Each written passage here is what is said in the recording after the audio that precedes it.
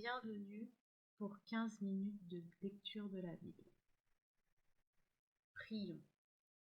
Au nom du Père, du Fils et du Saint-Esprit.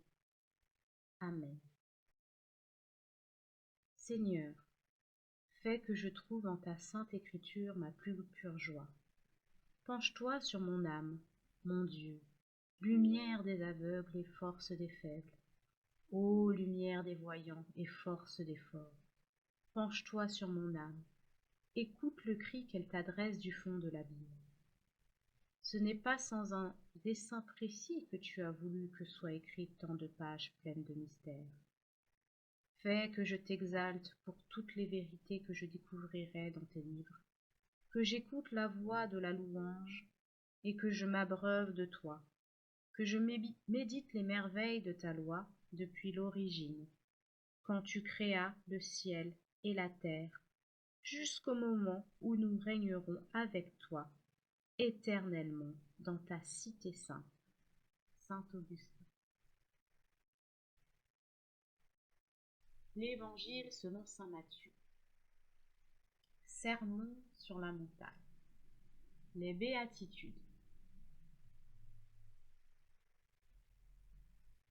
Voyant les foules, il gravit la montagne, et quand il fut assis, ses disciples s'approchèrent de lui, et prenant la parole, il les enseignait en disant : Heureux les pauvres en esprit, car le royaume des cieux est à eux.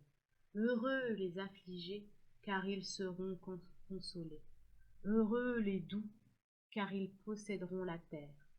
Heureux les affamés et assoiffés de justice, car ils seront rassasiés. Heureux les miséricordieux, car ils obtiendront miséricorde. Heureux les cœurs purs, car ils verront Dieu. Heureux les artisans de paix, car ils seront appelés fils de Dieu. Heureux les persécutés pour la justice, car le royaume des cieux est à eux. Heureux êtes-vous quand on vous insultera, qu'on vous persécutera et qu'on dira faussement contre vous toutes sortes d'infamies à cause de moi. Soyez dans la joie et l'allégresse, car votre récompense sera grande dans les cieux. C'est bien ainsi qu'on a persécuté les prophètes, vos devanciers. Sel de la terre et lumière du monde. Vous êtes le sel de la terre, mais si vous êtes le sel de la terre. Vous êtes le sel de la terre, mais si le sel vient à s'affadir, avec quoi le salerons? Vous êtes le sel de la terre, mais si le sel vient à s'affadir, avec quoi le salera-t-on? Il n'est plus bon à rien qu'à être jeté dehors et foulé aux pieds par les gens. Vous êtes la lumière du monde. Une ville ne peut se cacher qui est sise au sommet d'un mont. Et l'on n'allume pas une lampe pour la mettre sous le boisseau, mais bien sur le lampadaire où elle brille pour tous ceux qui sont dans la maison. Ainsi, votre lumière doit-elle briller devant les hommes afin qu'ils voient vos bonnes œuvres et glorifient votre Père qui est dans les cieux. L'accomplissement de la loi. N'allez pas croire que je sois venu abolir la loi ou les prophètes. Je ne suis pas venu abolir, mais accomplir. Car je vous le dis en vérité, avant que ne passe le ciel et la terre, pas un i, pas un point sur i ne passera de la loi, que tout ne soit réalisé. Celui donc qui violera l'un de ces moindres préceptes et enseignera aux autres à faire de même, sera tenu pour le moindre dans le royaume des cieux. Au contraire, celui qui les exécutera. Au contraire, celui qui les exécutera et les enseignera, celui-là sera tenu pour grand dans le royaume des cieux. La justice nouvelle supérieure à l'ancienne. Car je vous le dis, si votre justice ne surpasse pas celle des scribes et des pharisiens, vous n'entrerez pas dans le royaume des cieux. Vous avez entendu qu'il a été dit aux ancêtres, tu ne tueras point. Et si quelqu'un tue, il en répondra au tribunal. Eh bien, moi je vous dis, quiconque se fâche contre son frère en répondra au tribunal. Mais s'il dit à son frère, crétin, il en répondra au Sanhédrin. S'il lui dit, renégat, il en répondra dans la géhenne de feu. Quand donc tu présentes ton offrande à l'autel, si là tu te souviens que ton frère a quelque chose contre toi, laisse là ton offrande devant l'autel et va d'abord te réconcilier avec ton frère. Puis reviens et alors présente ton offrande. À toi de t'accorder avec ton adversaire tant que tu es encore avec lui sur le chemin, de peur que l'adversaire ne te livre au juge, et le juge au garde, et qu'on ne te jette en prison. En vérité, je te le dis, tu ne sortiras pas de là que tu n'aies rendu jusqu'au dernier sou. Vous avez entendu qu'il a été dit, tu ne commettras pas l'adultère. Eh bien, moi, je vous dis, quiconque regarde une femme pour la désirer a déjà commis dans son cœur l'adultère avec elle. Que si ton œil droit est pour toi une occasion de pécher, arrache-le et jette-le loin de toi. Car mieux vaut pour toi que périsse un seul de tes membres et que tout ton corps ne soit pas jeté dans la géhenne. Et si ta main droite est pour toi une occasion de pécher, coupe-la et jette-la loin de toi. Car mieux vaut pour toi que périsse un seul de tes membres et que tout ton corps ne s'en aille pas dans la géhenne. Il a été dit d'autre part, quiconque répudiera sa femme, qu'il lui remette un acte de divorce. Eh bien, moi je vous dis, tout homme qui répudie sa femme, hormis le cas de prostitution, l'expose à l'adultère, et quiconque épouse une répudiée commet un adultère. Vous avez encore entendu qu'il a été dit aux ancêtres, tu ne parjureras point, mais tu t'acquitteras envers le Seigneur de tes serments. Eh bien, moi, je vous dis de ne pas jurer du tout, ni par le ciel, car c'est le trône de Dieu, ni par la terre, car c'est l'escabeau de ses pieds, ni par Jérusalem, car c'est la ville du grand roi. Ne jure pas non plus par ta tête, car tu ne peux pas en rondre un seul cheveu blanc ou noir. Que votre langage soit oui, oui, non, non. Ce qu'on dit de plus vient du mauvais. Vous avez entendu qu'il a été dit œil pour œil et dent pour dent. Eh bien, moi je vous dis de ne pas tenir tête aux méchants, au contraire. Quelqu'un te donne-t-il un soufflet sur la joue droite? Tends-lui encore l'autre. Veut-il te faire un procès et prendre ta tunique? Laisse-lui même ton manteau. Te requiert-il pour une course d'1 000? Fais-en 2 avec lui. À qui te demande, donne. À qui veut t'emprunter, ne tourne pas le dos. Vous avez entendu qu'il a été dit, tu aimeras ton prochain et tu haïras ton ennemi. Eh bien moi, je vous dis, aimez vos ennemis et priez pour vos persécuteurs, afin de devenir fils de votre Père qui est aux cieux, car il fait lever son soleil sur les méchants et sur les bons, et tomber la pluie sur les justes et sur les injustes. Car si vous aimez ceux qui vous aiment, quelle récompense aurez-vous? Les publicains eux-mêmes n'en font-ils pas autant? Et si vous réservez vos saluts à vos frères, que faites-vous d'extraordinaire? Les païens eux-mêmes n'en font-ils pas autant?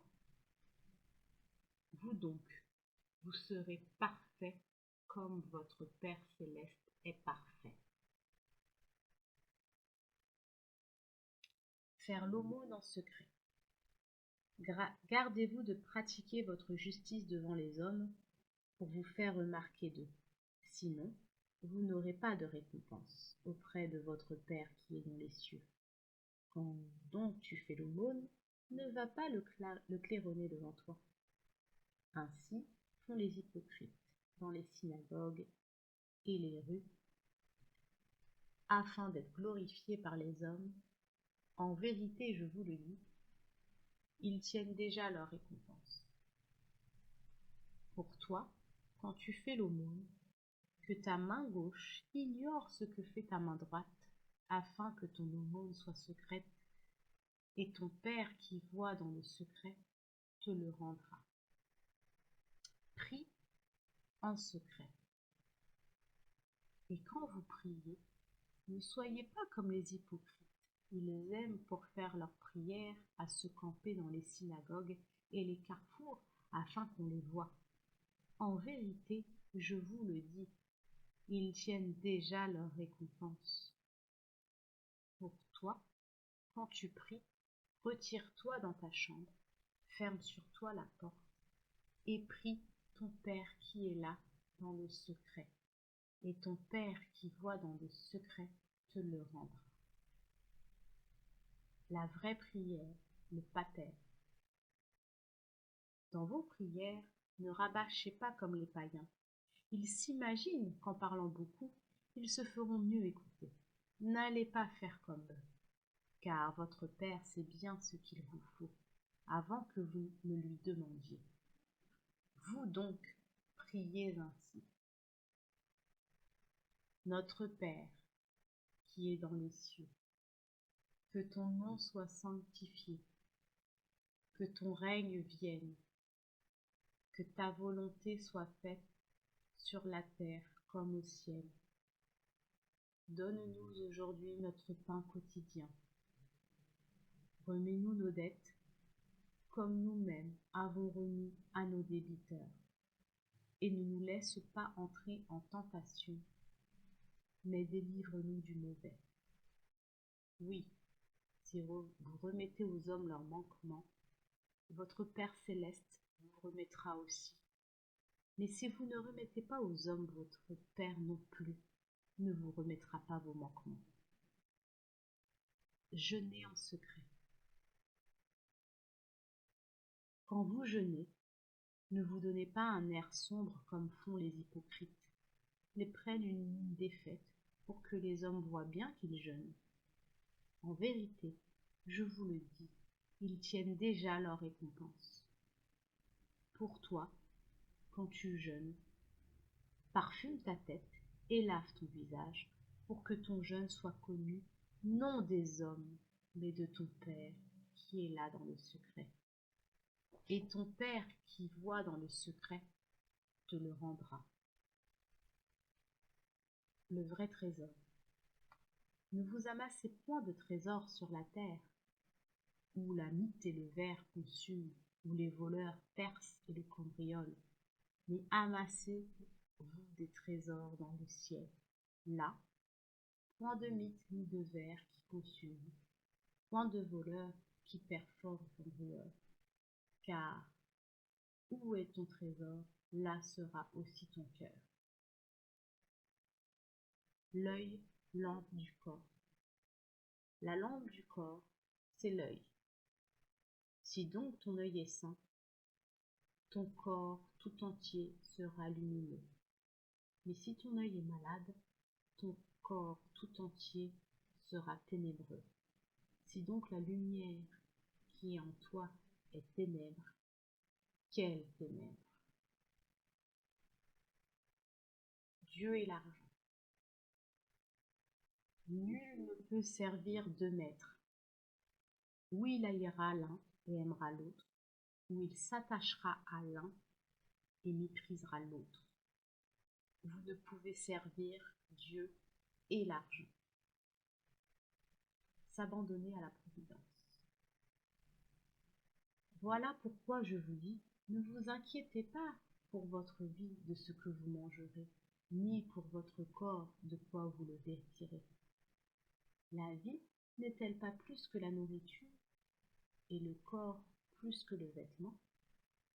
Regardez les oiseaux du ciel, ils ne sèment pas, ni ne moissonnent, ni ne recueillent en des greniers, et votre Père céleste les nourrit. Ne valez-vous pas plus qu'eux? Qui d'entre vous, d'ailleurs, peut, en s'inquiétant, ajouter une seule coudée à la longueur de sa vie? Ne valez-vous pas plus qu'eux? Qui d'entre vous, d'ailleurs, peut, en s'inquiétant, ajouter une seule coudée à la longueur de sa vie? Et du vêtement, pourquoi vous inquiétez? Observez les lys des champs comme ils poussent. Ils ne peinent ni ne filent. Or, je vous dis que Salomon lui-même, dans toute sa gloire, n'a pas été vêtu comme l'un d'eux. Que si Dieu habille de la sorte l'herbe des champs, qui aujourd'hui et demain sera jeté au four, ne fera-t-il pas bien plus pour vous, gens de peu de foi? Ne vous inquiétez donc pas en disant: qu'allons-nous manger? Qu'allons-nous boire? De quoi allons-nous nous vêtir? Ce sont là toutes choses dont les païens sont en quête. Or, votre Père céleste sait que vous avez besoin de tout cela. Cherchez d'abord son royaume et sa justice, et tout cela vous sera donné par surcroît. Ne vous inquiétez donc pas du lendemain.